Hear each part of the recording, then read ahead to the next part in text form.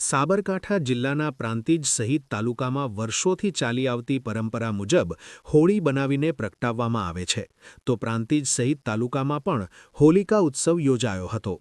પ્રાંતિજ સહિત તાલુકામાં વર્ષોથી ચાલી આવતી પરંપરા મુજબ હોલિકા ઉત્સવ યોજાય છે, જેમાં પ્રાંતિજ ખાતે પણ દર વર્ષની જેમ આ વર્ષે પણ કડિયાવાસ, ખોડિયારકુવા, બજાર ચોક, નગર પંચાયત પાસે, સોનીવાડા નાકા, દેસાઈની પોળ, પ્રાંતિજ 3 રસ્તા, રેલવે સ્ટેશન, રબારીવાસ સહિત તાલુકા વિવિધ યુવકો મંડળો દ્વારા દર વર્ષની જેમ ધરે-ધરેથી લાકડા છાણા ઉઘરાવીને તૈયાર કરવામાં આવે છે અને ધૂળેટીના આગલા દિવસે હોળીના દિવસે રાત્રિના સમયે પ્રગટાવવામાં આવે છે।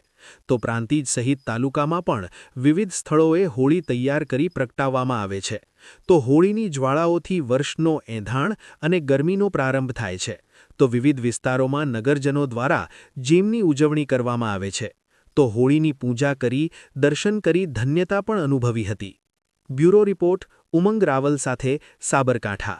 ગુજરાત અને દેશની તમામ માહિતીથી અપડેટેડ રહેવા માટે જોડાયેલા રહો કલ તક 24 ન્યૂઝ સાથે।